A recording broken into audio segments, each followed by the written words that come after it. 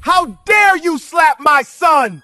The moment Patricia Harwood slapped a disabled black boy in his own driveway, the neighborhood's mask finally cracked. Jalen Wells sat frozen in his wheelchair, cheek burning, while the HOA president screamed that he was a violation, an eyesore, someone who never belonged on her street. She even reached to shove him out of his chair. She had no idea his father was steps away, hearing every word, hearing that slap, and already moving toward her with the kind of fury that only comes when someone harms your child. On a warm Sunday morning in Maple Ridge Estates, the neighborhood looked calm enough to fool anyone who didn't know better. Soft sunlight stretched across trimmed lawns and kids pedaled their bikes along the sidewalks. But beneath that peaceful surface, something else simmered, something every resident pretended not to see. And it always centered around one house, the Wells family home. Tyrone Wells, a black Marine veteran known for his steady posture and silent strength, lived there with his wife and their 11-year-old son, Jalen Wells. Jalen, paralyzed from the waist down since the accident 2 years earlier, moved through the world in a sleek wheelchair that Tyrone customized himself. Then Patricia, recently elected president of the HOA, strutted through Maple Ridge Estates like she owned the ground beneath her feet. The position inflated her ego, but it didn't change what everyone already knew. Patricia's hatred for the Wells family ran deeper than neighborhood rules. She hid racism behind regulations, discrimination behind standards, and cruelty behind the thin smile she used for everyone who wasn't black. From the moment Patricia won the HOA vote, she began zeroing in on Tyrone's family. Residents noticed Patricia watching Jalen from her porch. Then one particular morning, Jalen set up bright orange cones in the driveway, determined to practice turning and maneuvering. The boy moved confidently, sunlight catching the chrome edges of his wheels. Tyrone watched from the porch, quiet but proud. Then the mood changed instantly. Patricia Harwood stepped out of her house clutching her HOA clipboard, lips pursed, eyes locked on Jalen as if the boy's existence violated her sense of order. Patricia's footsteps hit the pavement, hard, deliberate, each one charged with the authority she believed the neighborhood owed her. Without hesitation, Patricia veered off the sidewalk and marched straight toward Jalen Wells, ready to create a scene no one asked for. Patricia stormed across the sidewalk so fast her sandals slapped against the pavement. She wasn't walking. She was marching with purpose and anger, face twisted, HOA clipboard bouncing at her hip. "Hey!" Patricia screamed before she even reached the driveway. "Hey! What do you think you're doing? That wheelchair is a major violation. You can't just ride that thing anywhere you please." Jalen froze mid-turn. The boy blinked up at her, confused by the force in her voice. Jalen responded softly, "I can't walk without it. I'm just practicing." Patricia threw her hand up sharply. "As HOA president, I make the rules here. And that thing," she stabbed a finger at the wheelchair, "is an eyesore. It drags down the entire property value of this street." Jalen's face tightened. He opened his mouth, but Patricia wasn't finished. "And honestly," Patricia said loudly so the neighbors on the corner could hear, "you are an eyesore too. People like you don't belong in a neighborhood like this." Jalen swallowed hard. Patricia leaned in to continue her rant, but Jalen, with all the strength he had, said quietly, "I live here. You can't talk to me like that." Patricia's eyes blew wide with disbelief. And then it happened. She snapped. Patricia swung her hand and slapped Jalen across the face, so loud the sound cracked through the air like a whip. "Don't talk when I'm talking," she screamed, voice shaking with rage. Jalen gasped, tears bursting instantly from the sting. But Patricia wasn't done. Not even close. "I'm not even sure you're really paralyzed," Patricia shouted, grabbing the side of the wheelchair. "You're probably faking it for attention." Then she tried to push the boy out of the seat, fingers digging into the handles as she shoved.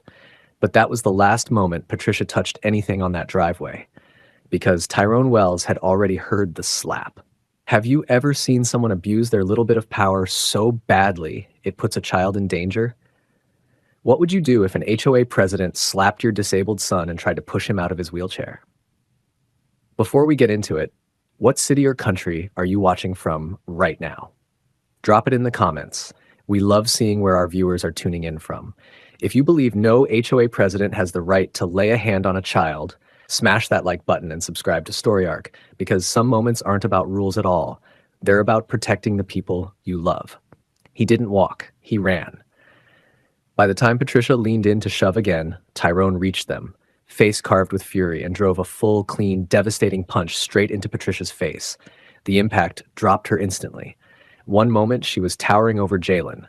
The next, she was flat on the pavement, screaming. Patricia hit the ground hard, one hand clutching her cheek, the other scraping against the concrete as she tried to push herself upright. The shock on her face wasn't from the pain. It was from the realization that Tyrone Wells had reached her faster than she ever expected. Jalen's wheelchair rocked slightly from where she'd tried to shove him, but Tyrone was already at his side, steadying it with one hand while staring down at Patricia with a look that made the entire street go silent. Jalen's cheek was bright red from the slap, and tears tracked down his face as he clung to Tyrone's arm. "You put your hands on my boy," Tyrone said, voice low, controlled. "Then you tried to push him out of his chair." Patricia scooted backward on her elbows, panic rising in her throat. "He started it!" Patricia shrieked, voice cracking. "He disrespected me!" He talked back. "I'm the HOA president. I can do whatever I want if it's a violation."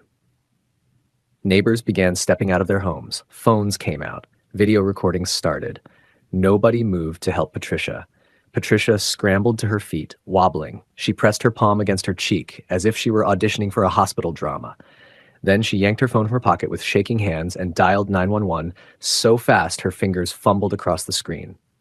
"Yes, yes, I need the police," Patricia shouted, loud enough for half the street to hear. "A black man just attacked me. He punched me in the face. Send someone immediately. It's an emergency." Tyrone didn't move. He stood beside Jalen, keeping one protective hand on the wheelchair and the other clenched loosely at his side. Not in anger, just readiness. "You go ahead and call," Tyrone said calmly. "Tell them everything." Patricia backed away toward the sidewalk, still screaming into the phone, still convinced she'd get the out she expected. She pointed at Tyrone wildly, shrill and dramatic. Within minutes, sirens wailed in the distance, growing louder, closer, sharper, and as the first police cruiser turned into Maple Ridge Estates, every neighbor kept recording, because they had seen everything. And this time the truth wasn't on Patricia's side. The police cruiser screeched to a stop in front of the Wells house, lights flashing across the neat lawns and shocked faces of neighbors. Officer Grant and Officer Reyes stepped out fast, hands already hovering near their holsters. Patricia sprinted toward them, waving frantically with one hand while holding her cheek with the other. "Officers! Arrest him! Arrest that man right now!"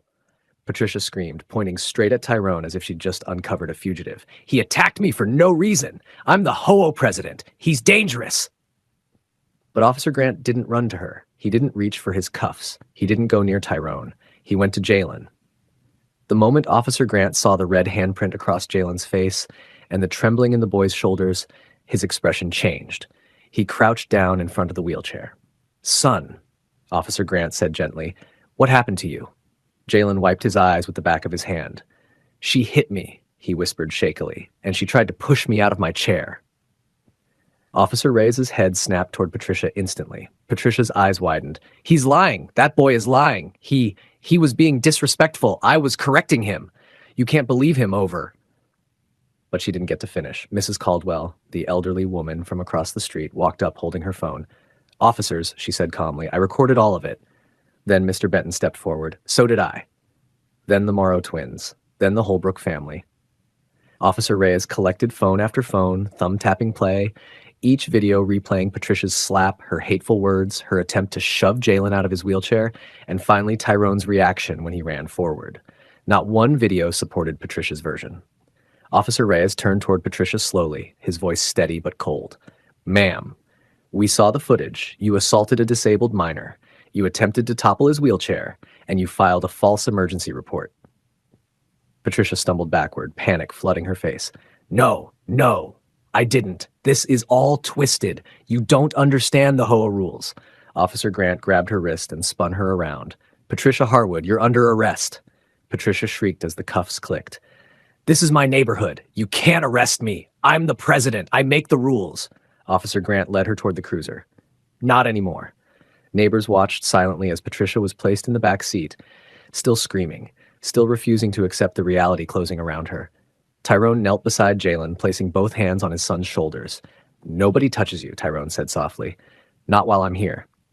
And for the first time that day, Jalen finally smiled, a small, shaky smile, but real. Maple Ridge Estates had changed forever. The truth had finally been seen, justice had landed where it belonged, and the Wells family stood taller than ever. If you believe bullies deserve every consequence they get, smash that like button and subscribe to Story Arc, because we'll keep exposing people who hide cruelty behind authority. A gun aimed squarely at a black woman's face. A voice snapped, "Freeze," and Henry Lawson felt his whole body turn to ice. The man holding the gun wasn't some criminal in the night, and he definitely wasn't a police officer. It was the HOA's own hired security guard, a man paid to protect residents but now threatening one on her own doorstep. His reason? The woman looked suspicious, walking to her own front door at 10 o'clock at night. What Travis Barnes didn't realize was that the black woman he threatened, Alicia Lawson, was an FBI commander trained to stare down real terrorists. From that moment, events only unraveled further, as this story shows how an arrogant HOA cop destroyed himself the moment he targeted the wrong black family. Henry Lawson, 56, was a retired diplomat who had weathered riots, coups, and corruption across the globe. Yet the fiercest battle of his life began not overseas, but in the gated community of Brookstone Ridge. 5 years after losing his wife, Henry returned from decades abroad searching for peace. Brookstone Ridge promised safety and quiet streets, but the fine print never warned of an HOA ruling like a private kingdom. His daughter, Alicia, 25, had taken a very different path. After graduating top of her class at Fort Liberty Academy, she rose quickly through FBI ranks, becoming a tactical commander who led raids against traffickers and cracked financial crime rings. She rarely visited home, so when she called to say she'd be spending a few weeks resting after 2 grueling years abroad, Henry was overjoyed. The family had only been in Brookstone Ridge for 3 months when Alicia returned. Henry couldn't wait to show her the new home. But he had no idea that Richard Hale, the arrogant HOA president, Victoria Hale, his status-obsessed wife, and Travis Barnes, the ex-cop turned HOA guard, dismissed from the force for excessive violence, were about to turn that quiet homecoming into a nightmare. The porch light cast sharp shadows across the driveway. Henry opened the front door just in time to see Travis Barnes standing rigid, gun aimed at his daughter's face. His partner Jason Ward lingered nearby, hand hovering over his holster. "I don't care what ID you're showing," Travis barked. "You're not cleared as a resident. Get down now, or I'll treat you as a threat." Have you ever been in a situation where someone abused their little bit of authority just to intimidate you, simply because of who you are? What would you do if it was your daughter coming home at night, only to have a gun aimed at her by the guard paid to protect your neighborhood? Before we go further, what city or country are you watching from right now? Drop it in the comments. We love seeing where our viewers are tuning in from. And if you believe pointing a gun at an innocent black woman over HOA rules is beyond insane, smash that like button and subscribe to Story Arc for stories that put bullies in their place. Alicia didn't flinch. Years of fieldwork had trained her to read weapons, and she instantly recognized the model, a Glock 19. By the way, Travis gripped it. She knew his license for armed security work was questionable at best. "Travis, what the hell are you doing?" Henry shouted as he rushed forward. "That's my daughter!" He tried to step between them, but Alicia subtly shifted, keeping him out of the line of fire. Travis held the weapon far too long, eyes lit with the thrill of authority. Finally, with a sneer, he lowered it. "Your daughter should have checked in with security," he said smugly. "We have rules here. Even FBI agents, if that's real, don't get exceptions." Alicia studied him quietly, storing every detail. Only when the gun was down did she speak, voice calm but razor sharp. "Mr. Barnes, pointing a loaded weapon at a federal officer without cause is a felony. And unless I'm mistaken, you don't even hold a valid license for armed security in this state." Travis paled, but arrogance resurfaced quickly. "This is private property. Our rules apply. You'll be hearing from the board." Jason tugged his arm, whispering anxiously as they walked away. Henry ushered Alicia inside, his hands shaking with anger and fear. "I'm sorry, sweetheart. This place has rules, yes, but that was beyond unacceptable." Alicia hugged him, steady and composed.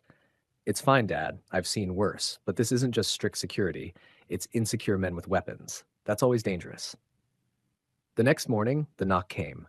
Richard Hale stood on the porch in pressed khakis, HOA logo on his shirt. Victoria Hale perched beside him like royalty at a club brunch. Richard held a letter, his tone dripping with false courtesy. "Mr. Lawson," he said smoothly, "we need to discuss last night's unfortunate incident." Richard Hale's tone carried the polished ease of a man too used to boardrooms. Unfortunate incident, he called it, as if Travis pointing a loaded gun at his daughter's face were a scheduling mishap. Victoria Hale hovered behind him. Henry felt the diplomat in him clash with the father in him. Unfortunate? Your man aimed a weapon at my daughter for coming home late. That's not unfortunate. That's reckless and illegal. Richard's smile tightened, but didn't break. Our security team was following procedure. Had you properly registered your guest? Alicia stepped forward before her father could speak again. Her voice was calm, polite, but laced with quiet authority. I'm not a guest. I live here when visiting my father, and no policy justifies drawing a gun on a resident showing identification. Mr. Hale, I also noticed irregularities last night regarding licensing. I'd like to know whether all your security officers are properly certified for armed work in this state. For the briefest moment, Richard's facade cracked. Then the mask returned. All of our staff meet the highest standards, Miss Lawson. Now, if you'll accept this warning letter, we can move on. Alicia's smile never faltered. We won't be accepting that, but thank you for stopping by. She closed the door firmly, leaving the Hales stranded on the porch. Through the window, Henry watched Victoria gesture furiously as they retreated. That felt good, he admitted, exhaling. Over the next few days, subtle shifts revealed themselves. Travis Barnes's security vehicle began appearing outside the Lawson home, parked for hours at a time, headlights angled toward the windows. It was intimidation dressed as patrol, and also neighbors who once waved now avoided eye contact. Word traveled quickly in Brookstone Ridge, and it was clear the Hales were steering the gossip mill. But Alicia wasn't wasting her energy on whispers. She spent hours on her laptop, combing through public records, making quiet phone calls from her room. Then came Victoria's attempt at public humiliation. At the local grocery store, she deliberately rammed her shopping cart into Alicia's. "Oh, it's the FBI agent," Victoria said loudly enough for nearby shoppers to hear. "Hope you're not investigating our little store. We're all law-abiding here. Well, except those who don't follow the rules." Alicia's reply was calm, even friendly. "Actually, financial crimes are one of my specialties. It's amazing what people try to hide in plain sight." Victoria's smirk faltered as she scurried away, but not before another shopper. A poised woman in a navy pantsuit took notice. In the parking lot afterward, the woman introduced herself as Jessica Miller, an attorney serving on the HOA board. She leaned in, voice low. "There are things happening in Brookstone Ridge that don't add up. Some of us have been gathering evidence, but we need someone who knows how to use it." Alicia smiled faintly. A new ally had just revealed herself. Jessica Miller quietly passed Alicia copies of HOA financial reports. At the dining room table, Alicia and Jessica highlighted discrepancies that leapt off the page, line items for road repairs that never happened, tens of thousands marked for infrastructure improvements no resident could identify, and most glaring, payments to a security company registered under Victoria Hale's brother's name, charging premium rates for Travis and his crew. "This isn't just sloppy bookkeeping," Alicia concluded, her tone sharp. "It's deliberate, embezzlement wrapped in HOA language." Then the intimidation escalated. One morning, Henry stepped outside to find his garden destroyed, flowers ripped from the soil, fence spray painted with a crude, racist insult. His chest burned with fury. But Alicia placed a steadying hand on his arm. "We needed this. They just crossed the line into criminal harassment. And lucky for us, the cameras caught everything." The hidden devices Alicia had installed recorded Travis and another guard sneaking across the lawn past midnight, laughing as they uprooted plants and defaced the fence. It was the evidence they had been waiting for. By afternoon, the retaliation sparked an unexpected response. Neighbors arrived with tools, Linda Price leading, Jessica Miller with mulch. Soon a dozen residents were replanting, scrubbing, and trading stories of fines, intimidation, and selective enforcement.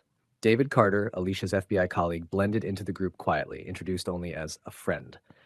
Watching Travis's car creep by again, David leaned toward Alicia. "That's your guy? The one carrying without a license?" Alicia nodded. David's jaw tightened, and he's about to run out of time. For the first time, Henry sensed the tide turning. 2 days after the vandalism, Richard and Victoria Hale appeared on the Lawsons' porch dressed in artificial smiles. Richard carried a document, his voice smooth as ever. "Henry, I think we can resolve this neighbor to neighbor. No need for more unpleasantness." Alicia read through the contract, eyebrow arching. A mutual non-disclosure agreement. In exchange for silence about financial discrepancies, the HOA promised to stop issuing violation notices. "So you want us to ignore the fraud while you buy our silence with fewer fines?" she asked pleasantly. Richard's mask slipped. "If you know what's good for you, you'll sign." Alicia handed the document back. "This conversation is recorded.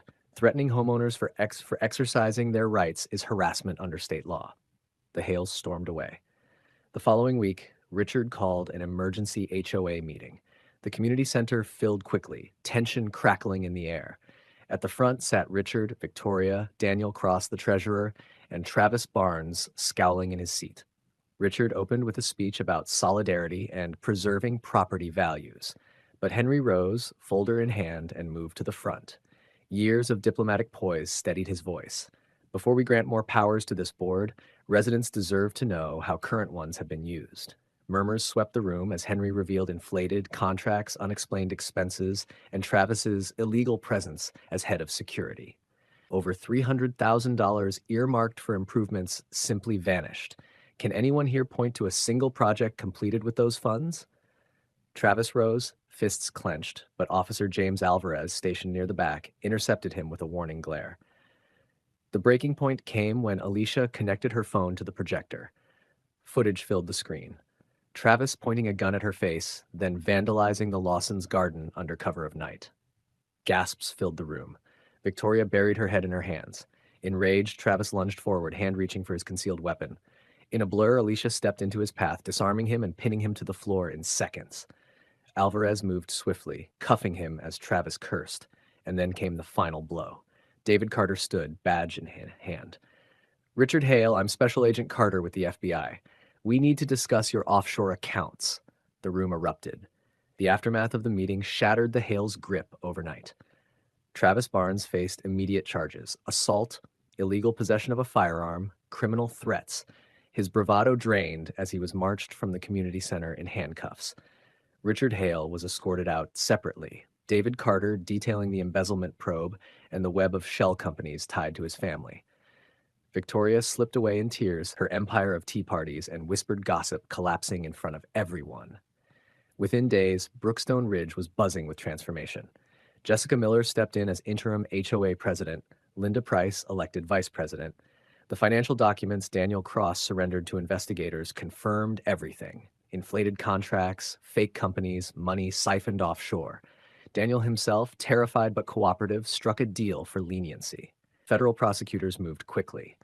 Richard was charged with embezzlement, fraud, and conspiracy, later sentenced to 15 years in federal prison with restitution owed to every resident. Travis received 8 years, his law enforcement career buried for good. 3 months later, Brookstone Ridge no longer resembled the community Henry had first encountered. If you believe in standing up to intimidation and holding abusers of power accountable, hit like, subscribe to Story Arc, and share this story so more people see how justice can prevail, even in the places we least expect it. They thought beating a black girl into a coma in the middle of a high school hallway would silence her forever.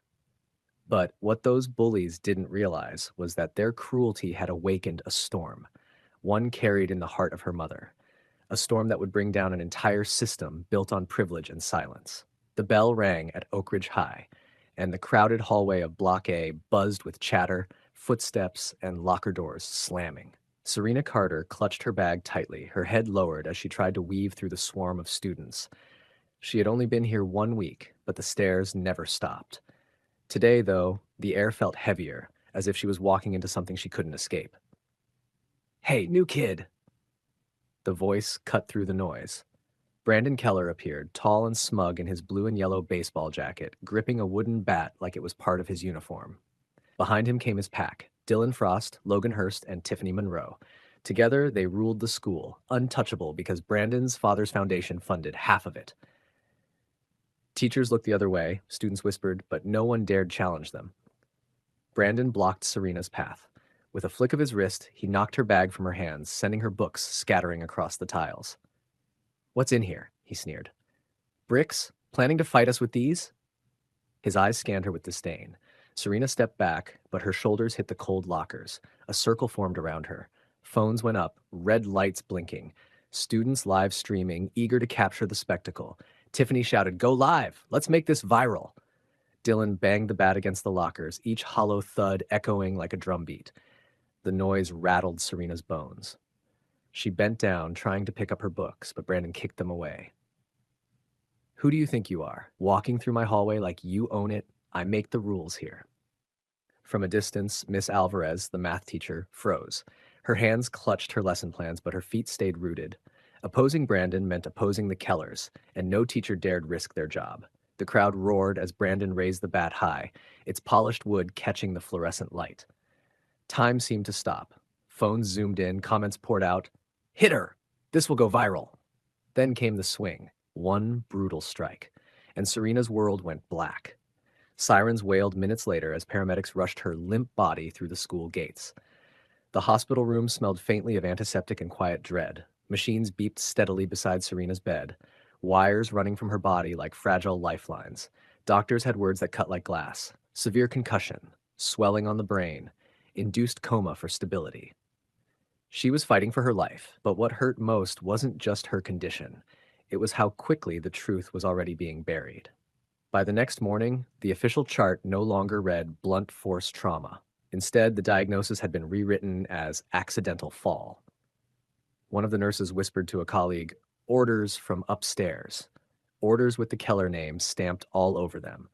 Have you ever seen the rich and powerful twist the truth just to protect their own? What would you do if it was your child's life being rewritten with lies? Before we go further, what city or country are you watching from right now? Drop it in the comments. We love seeing how far these stories travel. And if you believe being rich and powerful doesn't give anyone the right to erase and bury the truth, then stand with us and smash that like button and subscribe to Story Arc, because some stories prove that no amount of money can silence justice. That was when Naomi Carter arrived, combat boots hitting the linoleum floor, posture straight as steel. A decorated veteran, she had faced down battlefields. Yet nothing prepared her for seeing her daughter unconscious, bruises darkening across her skin. She didn't cry. She didn't shout. She simply leaned close and whispered, "I've got you, baby. And I promise you this. Justice will be ours." Naomi's instincts kicked in immediately. She asked for copies of the medical records, but staff hesitated, eyes darting nervously. She demanded camera logs from the school, but the principal's office claimed the system had been down for maintenance. Every answer was a wall. Every official report scrubbed clean. It reeked of cover-up. At the hospital, she crossed paths with Ethan Ward, the school's security officer, and one of her old trainees from her Army days. He didn't mince words. "Naomi, they're burying this. Douglas Harper and Carl Benton are in Keller's pocket. You'll need evidence no one can deny." Later that night, Ms. Ramirez, the school's tech teacher, quietly approached Naomi with a flash drive. "My students in the media club back up every live stream, even the ones deleted. If you want proof, you'll find it here." Naomi accepted it, her jaw tight. One by one, allies were stepping forward, teachers who'd had enough, students brave enough to defy Brandon's clique. Standing outside Serena's hospital room, Naomi whispered again, "They want to call this a fall, but I'll show them it was an attack. They want silence. I'll give them a storm." For the first time, the balance of power was shifting. The Kellers had influence, but Naomi had resolve. And now, she had a plan. The following Monday, the halls of Oak Ridge High buzzed louder than usual. Whispers carried like wildfire, rumors of Serena, rumors of Brandon, rumors of something bigger brewing. Principal Douglas Harper tried to keep the calm, strutting down corridors with his forced smile, but Naomi Carter was already waiting in his office. She placed the altered medical chart on his desk. "Explain this." Harper's smile cracked. "Mrs. Carter, I assure you, the fall." Naomi cut him off with a glare so sharp it froze the air. "My daughter didn't fall. She was attacked. And you know it." Vice Principal Carl Benton shifted in his chair, tugging at his tie. "The cameras were offline. There's nothing we can prove." That's when Naomi leaned forward, voice low. "You're lying, and I will prove that too." Later that afternoon, Ethan Ward met her in the parking lot, slipping her a folder of maintenance logs. The system hadn't been offline at all. It had been manually disabled. And in the media club's lab, Ms. Ramirez's students worked late into the night, piecing together fragments of live streams Brandon's crew tried to delete. One clip surfaced, Benton carrying a bat wrapped in a garbage bag out of the gym. Another showed Brandon shouting at Serena moments before the strike. Students gasped as the restored footage flickered across their monitors. The truth was undeniable. and Naomi knew it was time to take it public. The next day, the school gymnasium was packed for a student assembly. Parents lined the bleachers, the teachers clustered near the doors. Brandon lounged in the front row, smirking like nothing could touch him. Naomi walked onto the stage with Miss Ramirez at her side. She plugged in a laptop and the projector hummed to life. First came the maintenance logs proving sabotage, then the clip of Benton hiding the bat. Murmurs swept through the crowd. Finally, the footage no one thought they'd ever see again. Brandon swinging the bat at Serena, students' screams filling the speakers. Gasps, cries, phones whipped out to record. The lie that Serena fell shattered in an instant. Parents rose to their feet. Students began chanting, "Justice for Serena, justice for Serena." Brandon's smirk melted, his face pale as Naomi's voice thundered. "You can silence teachers, you can buy officials, but you cannot bury the truth." For the first time, the Kellers weren't untouchable. They were exposed. The fallout was immediate. By nightfall, the hashtag Justice for Serena had taken over every social platform.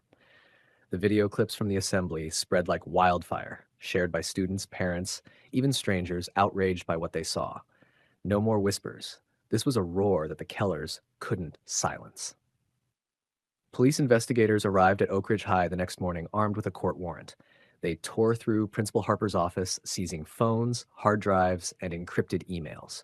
What they found painted a web of corruption. Messages between Harper, Benton, and Richard Keller arranging to cover up Brandon's attack. And buried deep in the school's storage lot, detectives dug up the bat, still streaked with Serena's blood and paint from her locker. Coach Randall Myers, once smug and loyal to the Kellers, crumbled under questioning. He admitted to helping hide the evidence, claiming he was just following orders. That confession snapped the final chain of protection around Brandon. The school board had no choice. Principal Harper was fired on the spot and arrested for obstruction of justice. Benton was let out in handcuffs. Coach Myers was banned from ever working with students again. And Brandon Keller? He was officially charged with aggravated assault, evidence tampering, and conspiracy. Meanwhile, after 2 long weeks in a coma, Serena stirred. Her eyes fluttered open, weak but alive. Naomi was at her side instantly. With trembling lips, Serena whispered the detail no one had yet spoken aloud. "Tiffany," she said, "go Lev," right before it happened. That single memory sealed Tiffany's role as an accomplice and destroyed any argument that the attack was an accident. But Naomi didn't stop at justice for Serena. She fought for every student. Partnering with attorney Rachel Green and parents across the district, she drafted a 12-point reform plan. Independent cameras, whistleblower protections, automatic police notifications, and strict penalties for tampering with school evidence. Legislators passed it as the Serena Initiative, a law that reshaped school safety statewide. 2 years later, Oak Ridge High was unrecognizable, transparent, safe. In the main hall, a bronze plaque gleamed with the words, "The day Serena fell was the day truth rose." Serena, stronger now, walked those halls with her head held high. And Naomi, she stood not just as a mother, but as the woman who turned her daughter's pain into a movement. The bullies thought they could silence one girl. Instead, they awakened a storm that tore down their empire of lies. If you believe the truth will always come out in the end, no matter how deep they try to bury it, smash that like button and subscribe to Story Arc. Because justice doesn't hide forever. And when it rises, it changes everything.